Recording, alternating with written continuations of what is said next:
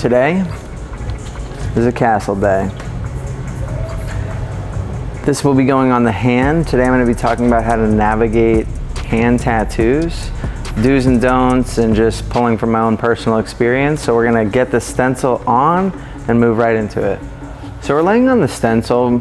Pretty much every hand tattoo I do is going to involve some kind of freehand or cutting the stencil up to really tailor it to the hand.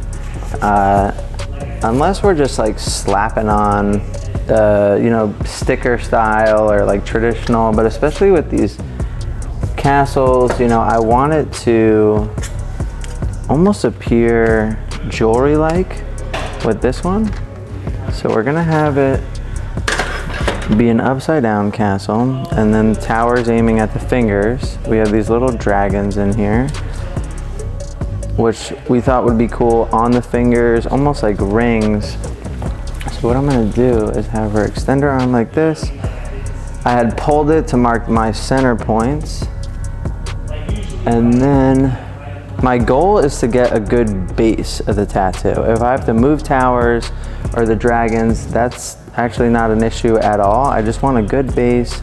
I want this door to be centered, and I want it to spread evenly to the outside. There are these side parts of the hand that just don't really accept ink that well, so we're gonna be mindful of that. And what I mean by that is I might just keep the details away from those areas. Once I get this on, I can show you on my own hand where ink has faded. It is pretty common to get touch-ups on the hand because of that reason. But if we can limit those touch-ups, you know, that's obviously better. You know, areas on the knuckles too can be difficult. Fingers are just tough in general. I've heard all kinds of methods, from like just hammer it in there to dot it to all different kinds of techniques. I think that they can all work and fail. I think it just, you have to figure out what you're comfortable with. So things that I'm paying attention to is like the V shape of the hand. You know, it's almost like a diamond. She has these up here, these dragons, you know, but it creates this like diamond. That's essentially what we're going for. So surprisingly, a lot more things are in line than I thought. I'm gonna just move this top tower slightly. I'm just gonna center it. But everything else might actually be good. I thought I was gonna have to cut up a lot of things. Sometimes you just get lucky. So I'll just remove this part of the stencil. I'm gonna cut out the tower from the stencil I just used and replace it. And then obviously it will be over a little bit, so I'll just probably draw in the connecting points to the base of the castle. So I have my little tower cut out. We're just gonna replace this. Sometimes in centering stuff, it's helpful to just put a little fold in there and things, especially if they're symmetrical, so you just kind of have your center line. And then I'm just gonna put that right there. It's gonna fit a little better. So if you're ever reusing a stencil, it won't be as bold as the first time. So that's always something to keep in mind, to make sure if you are reusing the stencil, you really get your stencil stuff or applicator on there good. Especially when you're coming on to the fingers with the tattoo. If you just custom tailor it to the finger it's going on, it just looks so much better. Well, I missed. So I'm gonna do it again.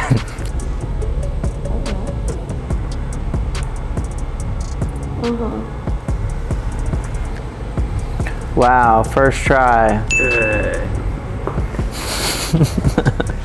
So really anything below this area, so all this, that's our danger zone. We're gonna have some rough heels there. Bring this up. Same thing here. Just this, when it starts to get underneath the hand, fingers as well. This side's a little bit better. As you can see, she gets a nice stick there, but as soon as we start to cross over into the bottom, it's the danger zone. And I can show you real quick on my hand.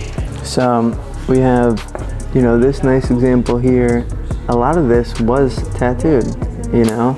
And then the hand, you know, anything in this padded area. And then also knuckles, like this knuckle didn't stay. You know, this was a lot darker. This was Alex Sorsapiece. You can check it out on his page to see what it looked like fresh. And this is one pass, you know? But these are just things to consider. These fingers have been gone over multiple times. So these are things we want to look at when designing. You know, you could see he kept all the important things in the middle and shading on the outskirts. We're going to do something similar. We're going to move nice and slow on the fingers. We're going to keep the design simple. The dragons are going to be really close to silhouettes. Tower is going to be dark. It's just going to be a dark shape. And that is going to kind of be our best bet with tattooing in those areas.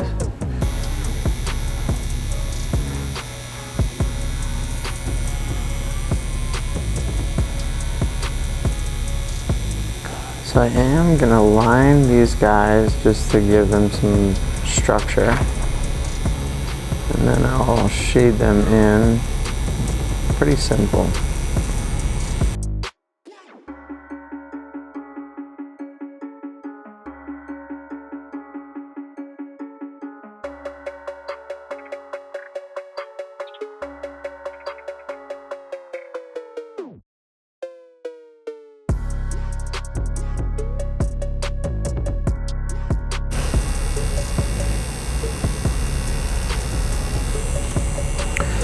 So I'm just lining some things out right now. I'm using a tight 5 just to get it in there, not lose stencil. Making little shades as I come through, just like placeholders, like, okay, that's dark, that's light. I'm just figuring this thing out. But I'm gonna stay in this little area here, like in the knuckles and the finger. So I want to kind of get in, get out, and I don't want it to get too swollen where it starts having trouble accepting the ink. So now that I have, you know, my lines in, I'm going to start adding the black. So we were moving along on this. I pulled out a thicker needle just with the packing of the solid black and like really making sure things are in here. I just pulled out a 7. It's a little bit easier to just get the saturation I need with this needle. We're not doing anything too complicated, so I didn't think sizing up would be an issue, and we're definitely moving a little quicker with this needle, so that is helpful. And I'm just going to kind of continue moving slow, double checking everything, going over lines if I have to, going over black areas to make sure they're as solid as possible. Whenever I'm working on the hands, I am always moving a little slower. Like if this design was somewhere else on the body, we would definitely accomplish it faster. So it's just something to keep in mind when thinking about time. I think if pieces are taking you a little longer on the hand, that's a good thing. I think they require more time. And especially on fingers, like always double checking your stencils, you know, because if I pull this, it's gonna make it a weird shape, and then I release and it's back to straight, you know, when she has her hands together. So you're like double checking, and then now I'm gonna spread, it gets weird again. So it's okay to like double check your stencils and then trust your stencil. You know, when you stretch it and it makes a weird line, it's okay, as long as you checked it. But things can get pretty warped in this area.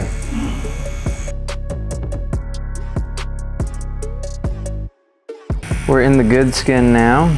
This is way easier to work on. A lot of times with tattoos, if there's a more difficult area, I'll try to start with that. Get it in, and then it's kind of easier from then on out. Start with the hard stuff. Smooth sailing. Yeah, the skin is different though. Like you shade it different. I'll go a little deeper. I have to work a little bit slower, you know, in the fingers and the knuckles. And then as I'm moving up, you just feel like going in a lot easier, being aware of where you are on the body to compensate for that. Starting to take shape. I keep having to like do this so I can see what's going on, but it's looking good.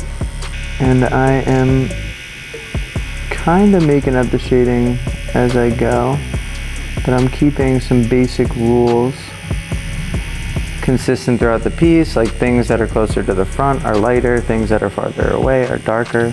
On top of that, I'm kind of using this method, like stick with what you know. So there might be areas that I'm not sure what tone I want to put, but then there are areas that I am. So I know I want all the tips of the towers to be dark. So I might just start with that, go in, you know, make them dark, and then go from there. Like, okay, I made this dark, well, I'll make this line light. I know I want this dark, so then I'll do a mid-tone here, you know, and figuring it out that way. So like I can see that this right here, this tower is dark. So what I'll do so that we don't lose it is when I'm shading here, I'll flick out towards the tower to have this farther edge darker, and as it meets the other tower, it's lighter. So that way you'll still be able to see that.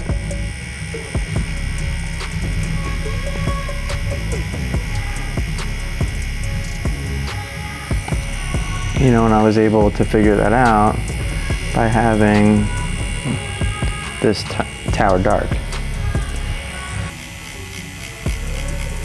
I'm just going to be fading this out, fully extend it down. That way, even if we do experience some fade out on the outer hand, it will look planned. We don't have any hard cuts or lines there. Slowly building this up. Got some windows in between this fade, so we're just going to make sure it's consistent with the windows. This can be challenging, like when you start putting things with a fade in the background. And a lot of time I'm working directly off the thing in the fade. So what I mean by that is like here, like I'm working wall to wall to the windows, and then I'll like flick off the window. But a lot of it is kind of doing it by eye.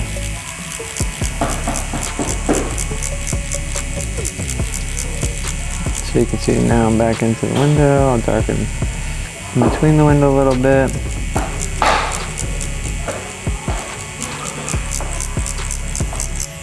I'm starting to build that up. So I'm using a 3RL right now, because I want this area a little lighter. I don't want it solid black. The 3RL is a little bit more delicate, so I can build the fade in a more gradual way, little by little. If I used a thicker needle, it would kind of fill it in faster. Like it'd be easier to make it dark. And like I said, I don't want it too dark, so I'm using 3RL so I can really control the value here. And yeah, just kind of a clean fade out. I'm not in that danger zone too much that we talked about earlier.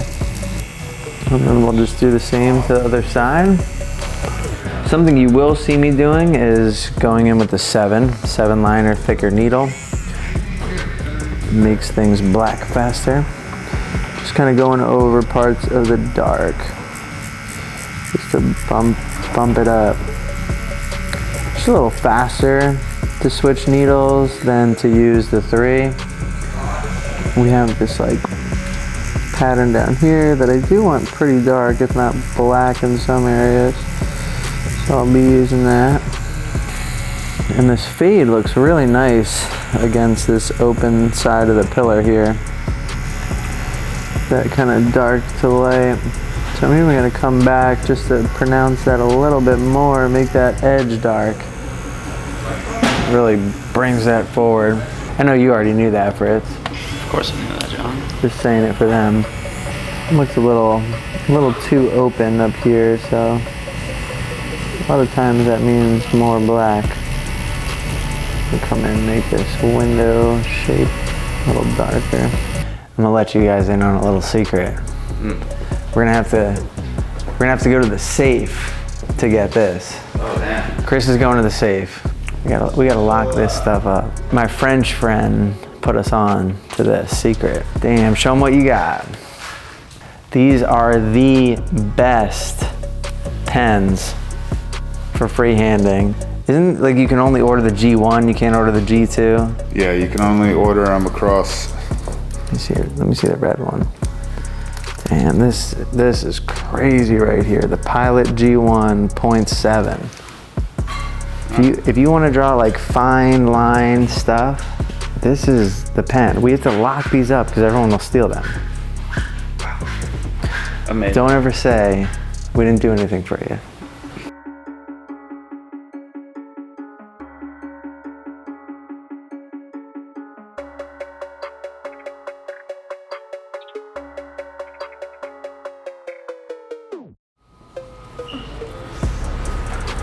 We are finished. We're at the best part. This one looks awesome. I'm loving this. It's almost like similar to the castle feet we do, the reverse hand.